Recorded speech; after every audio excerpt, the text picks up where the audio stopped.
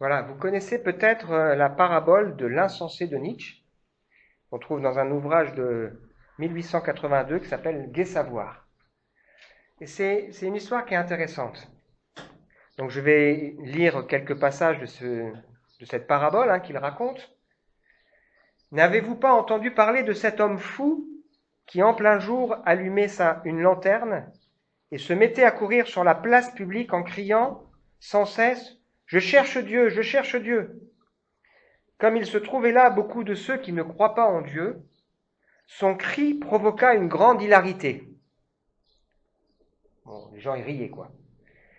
A-t-il donc été perdu, disait l'un. S'est-il égaré comme un enfant, demandait l'autre. Ou bien s'est-il caché? A-t-il peur de nous? S'est-il embarqué? A-t-il émigré? Aussi criait-il et riait-il pêle-mêle. Le fou sauta au milieu d'eux, les transperça de son regard. Où est allé Dieu? S'écria-t-il, je vais vous le dire. Nous l'avons tué, vous et moi. Nous sommes tous ses assassins.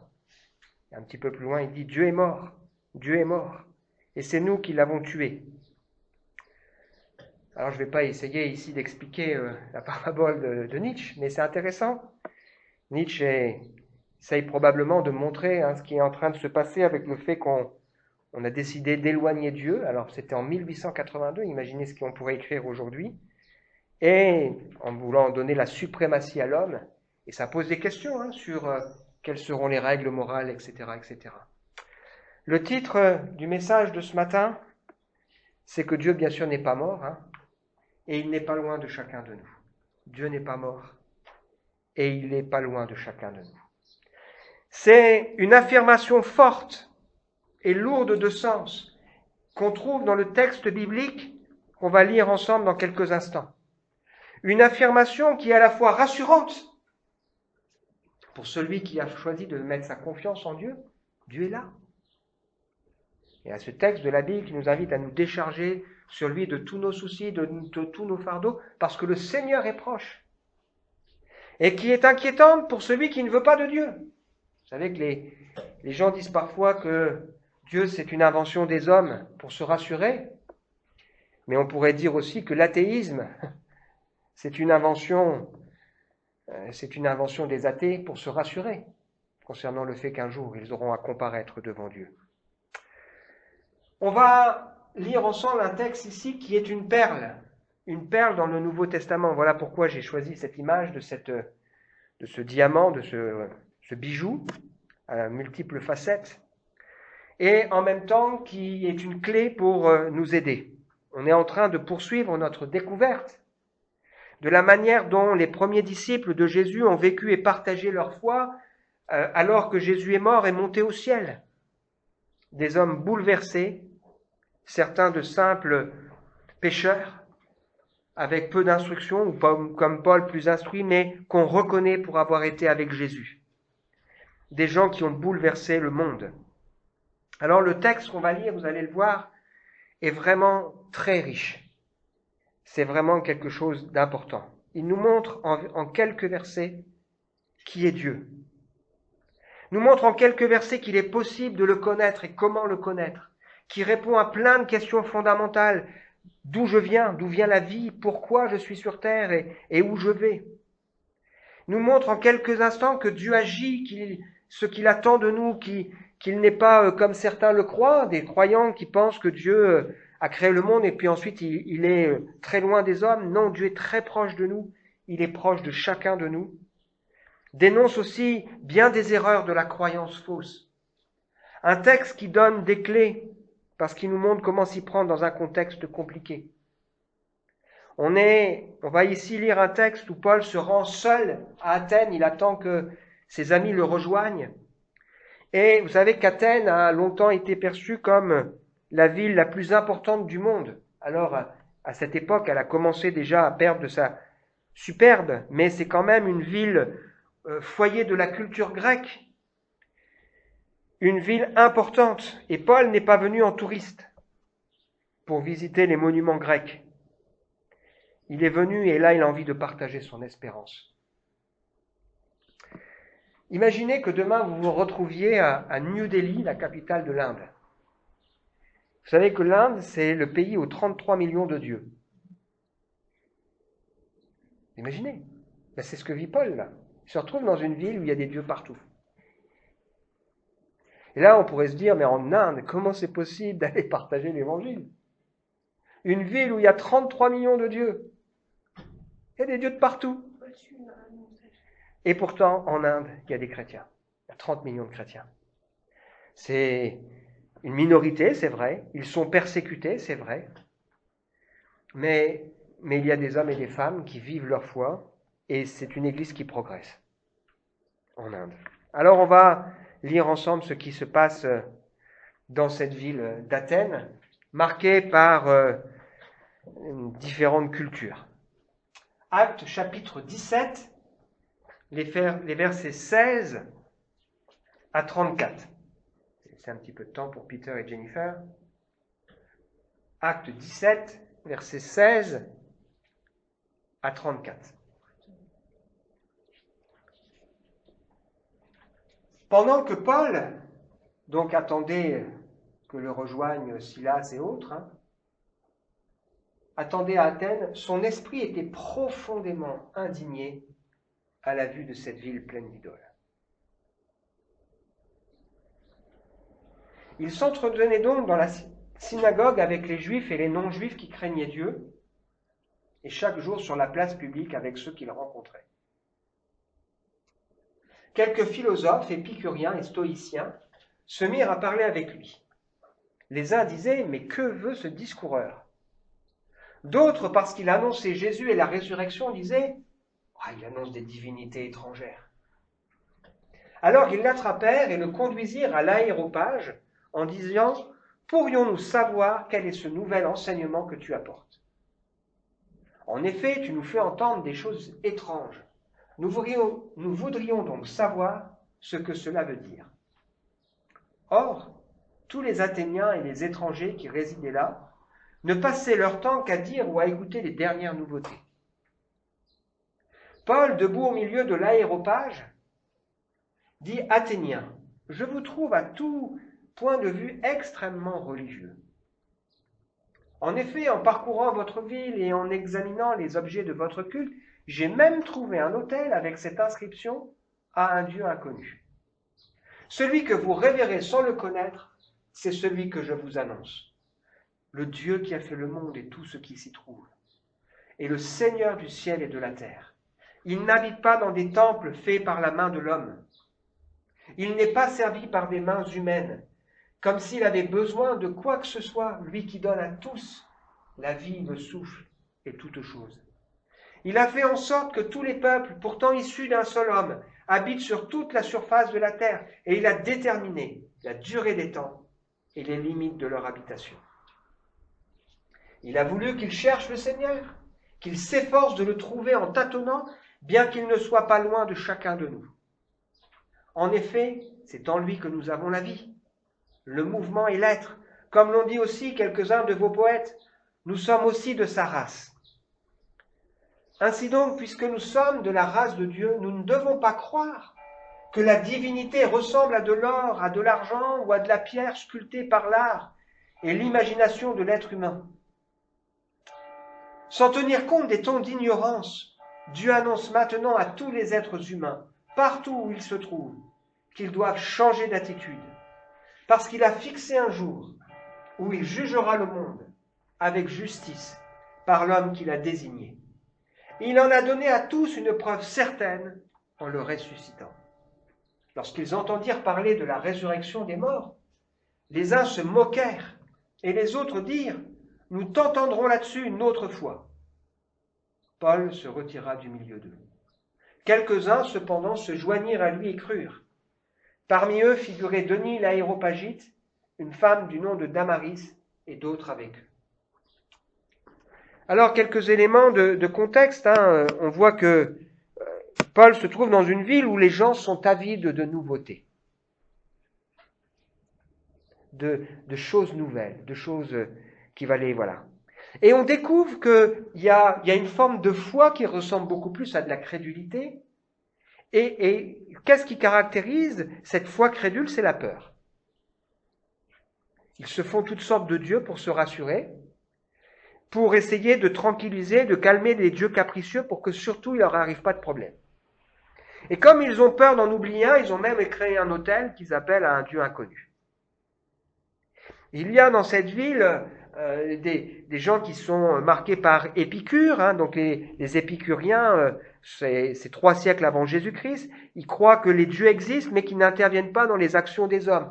Et pour eux, leur philosophie de vie, c'est il faut profiter, c'est le plaisir et éviter de souffrir.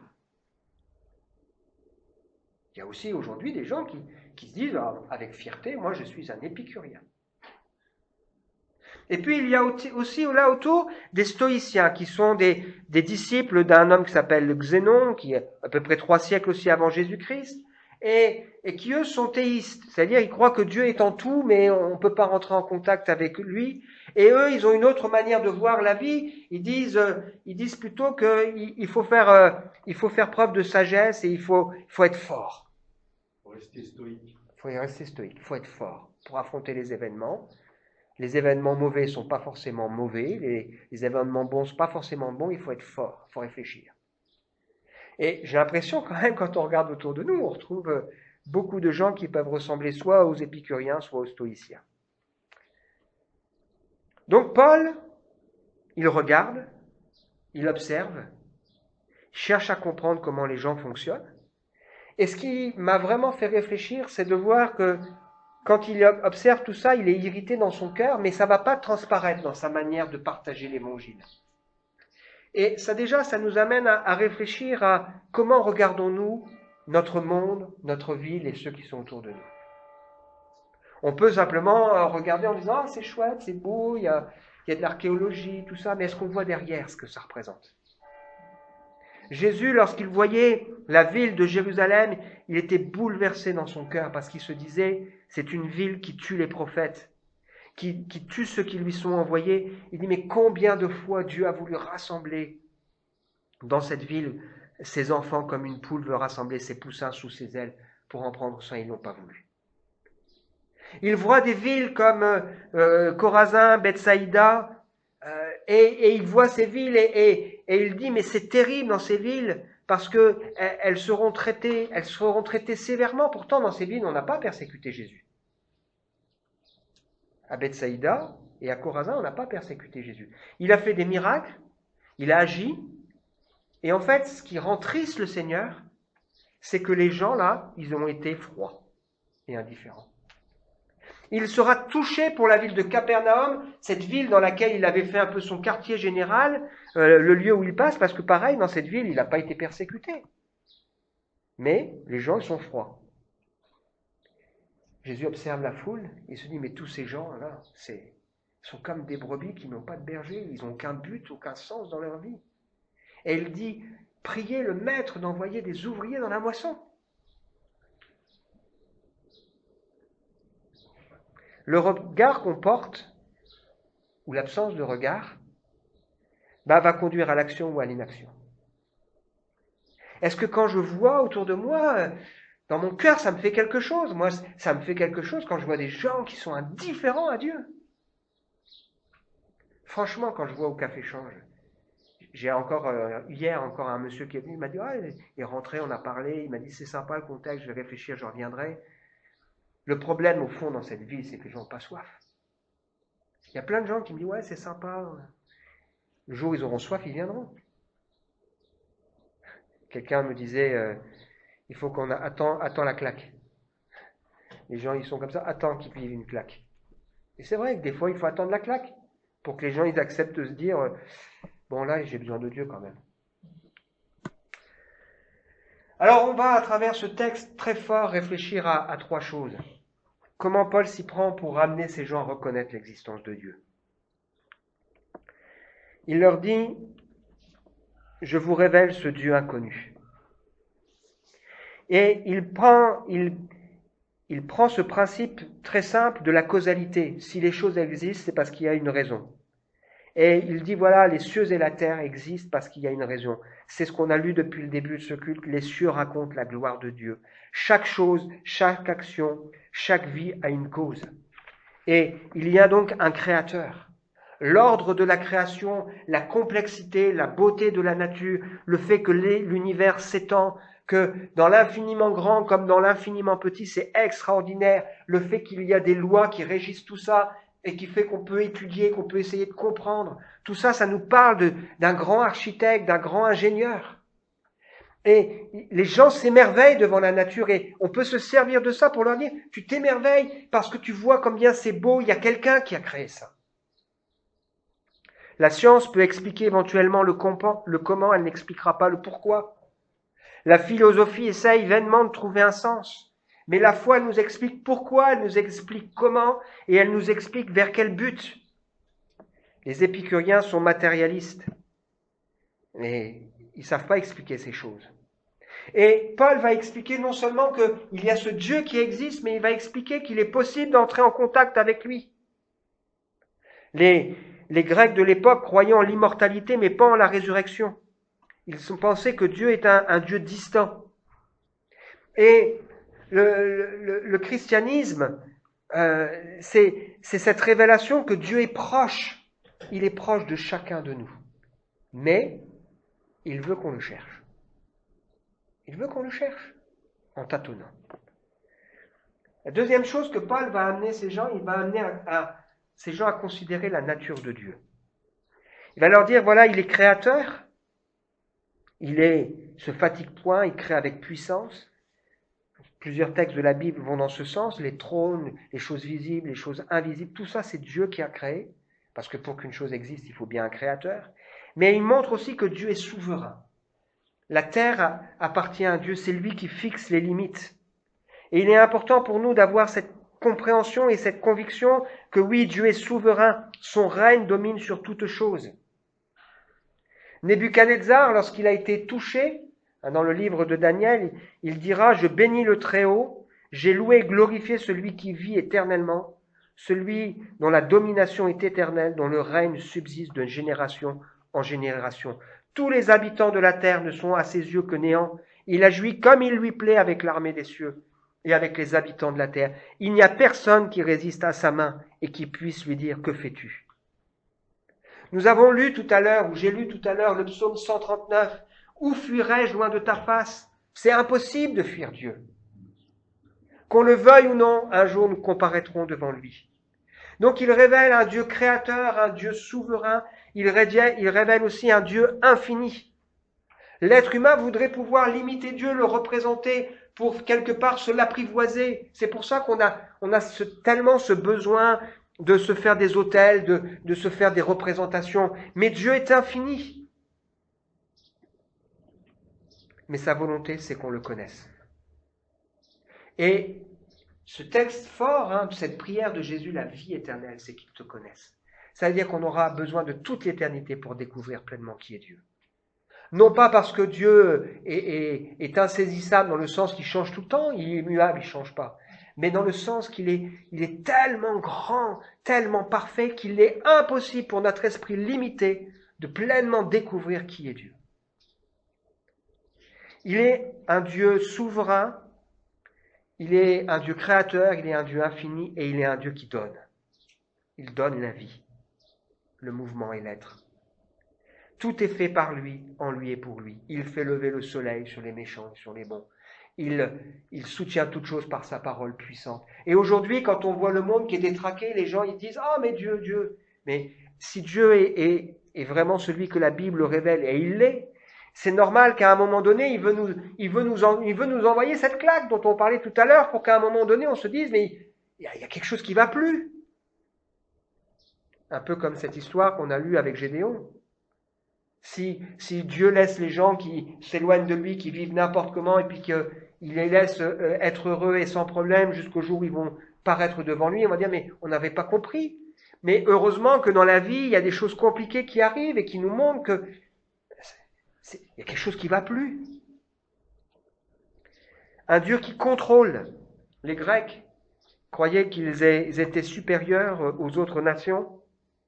Et Paul leur rappelle ici que tous sont tirés de la même origine. Il a créé toutes choses à partir d'une famille, Adam et Ève. Tous sont de la même origine. Il n'y a pas d'hommes et de femmes de race supérieure. Et il montre aussi que c'est un Dieu qui se révèle. Ce que les poètes de l'époque avaient confirmé, en lui nous avons la vie, de lui nous sommes la race. C'est-à-dire que Paul va se servir des codes, du langage de ces gens pour rendre accessibles des vérités. Il fait des ponts. Cette semaine, j'ai eu contact avec un ancien collègue. Oh, ça fait des années que j'ai plus eu contact avec lui. Et donc, bien sûr, il me demande qu'est-ce que tu deviens. Donc, je lui explique. Du coup, il va sur son ordinateur. En même temps qu'on est au téléphone, il voit le site. Il dit « Oh, c'est génial, c'est chouette. » Et il me dit tout de suite, tu crées des ponts avec les gens. Mais c'est ce que fait Paul ici. Il se promène, il observe, il regarde, il essaye de comprendre les codes et il utilise leurs poètes, leur façon de voir leur langage pour pouvoir s'adresser à ses interlocuteurs, pour être accessible. Et vous vous souvenez, dans les valeurs qu'on veut défendre pour l'Église, on veut être accessible et accueillant, on veut avoir les pieds sur terre, on veut que les gens comprennent, se disent « Ouais, ces gens-là, ils sont dans notre vie, mais ils sont différents. » Et puis il va donc les amener, la troisième chose, à considérer le message qu'il est chargé de leur reconnaître. Parce que reconnaître l'existence de Dieu, reconnaître son action, reconnaître sa nature n'est pas suffisant. Paul évoque ici le rapport de Dieu avec l'humanité, un rapport qui a changé avec la venue de Jésus. Dieu a laissé chacun suivre sa propre voie, mais maintenant, un bouleversement s'est produit dans l'histoire. Il a donné Jésus qu'il a ressuscité d'entre les morts. Et à travers cette résurrection, ce Jésus qui est venu, qui est mort, qui a été enseveli, il atteste qu'un jour, il jugera les vivants et les morts. Quel est le sens de la résurrection de Jésus? C'est la preuve qu'il y a une autre vie. Beaucoup de gens refusent cette idée, les Grecs refusaient l'idée de la résurrection. Voilà pourquoi ils vont réagir. Certains avec moquerie, certains en disant « Bon, on t'entendra là-dessus une autre fois, ça ne nous intéresse pas. » Le Fils donne la vie à qui il veut. Le Père a remis tout jugement à son Fils. Celui qui croit en Jésus a la vie éternelle. Et il ne vient pas en jugement, mais il est passé de la mort à la vie. Et donc, dans son message, il les amène à considérer le rapport que Dieu est prêt, il veut que les hommes le cherchent, il se tient prêt et il veut sauver pour éviter que nous passions par ce jugement. En celui qu'il a donné pour nous, il nous a donné la preuve en le ressuscitant d'entre les morts. Et il invite donc son auditoire à se repentir, à changer d'attitude et à se tourner vers celui qui est le Dieu souverain, le Dieu créateur, qui a donné son propre Fils pour nous sauver. Il fait cet appel clair pour que les gens se tournent vers Dieu et reçoivent, tant il est temps, la vie que Dieu donne. Le juste vivra par la foi. Le Seigneur veut que nous puissions saisir par la foi le pardon et l'assurance de la vie éternelle. Le péché que Paul dénonce ici, le mal, c'est aussi le fait de manquer de but, c'est-à-dire de passer à côté de ce pourquoi nous sommes faits. L'orgueil qui nous pousse à faire une offense à Dieu en voulant le mettre à notre image. Et la bonne nouvelle, c'est Dieu qui me dit la vérité sur qui je suis et où j'en suis, qui dénonce en moi le péché, mon orgueil, ma vanité, qui dénonce en moi le fait que j'ai voulu vivre ma vie comme si Dieu n'existait pas, comme si je pouvais être le maître de mon temps, de ma vie, alors que finalement il n'y a pas grand-chose qui m'appartienne pour que je puisse accepter de me tourner vers lui. Et c'est ce Dieu qui est proche, qui me tend la main en Jésus pour que je puisse me repentir et lui demander pardon pour mes péchés et accepter qu'il me conduise dans la vie.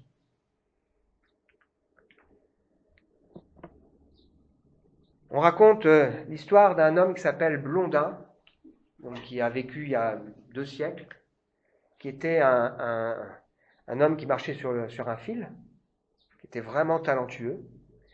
Et donc il faisait toutes sortes d'exhibitions en marchant sur son fil. Il marchait seul, il portait des choses, il s'asseyait sur une chaise, il mangeait sur son fil, etc., etc. Les gens venaient le voir en spectacle. Et à un moment donné, il prend une brouette, il traverse avec cette brouette, après il met un sac de pommes de terre dans la brouette, il traverse avec le sac de pommes de terre, Et puis il pose la question aux gens qui étaient là autour, est-ce que vous croyez que je serais capable de faire traverser un homme? Les gens disent oui. Oui, on croit que tu es capable de faire traverser un homme. Puis ensuite il dit, bon voilà, qui est-ce qui veut bien monter dans la brouette? Et il demande à la personne d'autorité qui était là, est-ce que vous acceptez de monter dans la brouette? Non. Vous croyez que je suis capable, mais j'accepte pas de monter dans la brouette. La foi, c'est accepter de monter dans la brouette de Jésus. Et dans la foule, c'est une histoire vraie, hein, dans la foule, il y a une dame âgée qui sort et qui dit, moi je veux bien monter dans la brouette. C'était sa maman. Et elle est montée dans la brouette parce qu'elle avait confiance. Je trouve que cette histoire, elle me parle et elle me dit, et moi dans ma prière, je dis, Seigneur, je monte dans la brouette. Parce que je te fais confiance. Et la foi que Dieu attend pour nous, c'est qu'à un moment donné, nous acceptions de dire, c'est pas simplement, je crois que tu es capable, mais on monte dans la brouette parce qu'on lui fait confiance. Et c'est lui qui nous fait traverser de l'autre côté. Il annonce aux hommes qu'ils ont à se repentir. Que se passe-t-il alors? Ce message fait sourire, ce message rend mal à l'aise, mais quelques-uns l'acceptent et quelques-uns y croient. Si quelqu'un aujourd'hui entend sa voix, qu'il monte dans la brouette. Qu'il monte dans la brouette avec le Seigneur. Conclusion, Dieu n'est pas loin de toi. Dieu n'est pas loin de chacun de nous. Et il nous invite à le chercher. Comme des aveugles, peut-être en tâtonnant, pour découvrir qui il est et lui demander de nous ouvrir les yeux.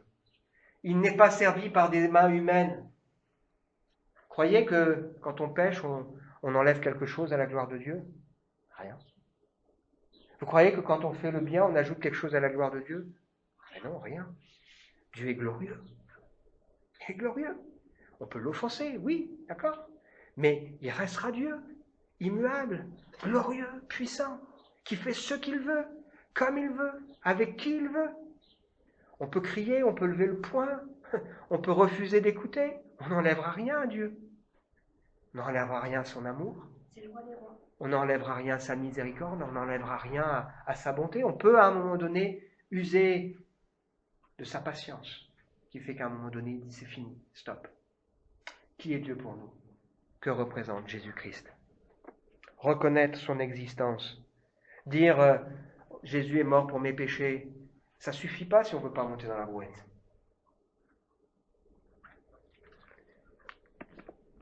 Que fais-tu de ce message dans ton cœur et dans ta vie? Je vous propose de nous recueillir et de prier ensemble.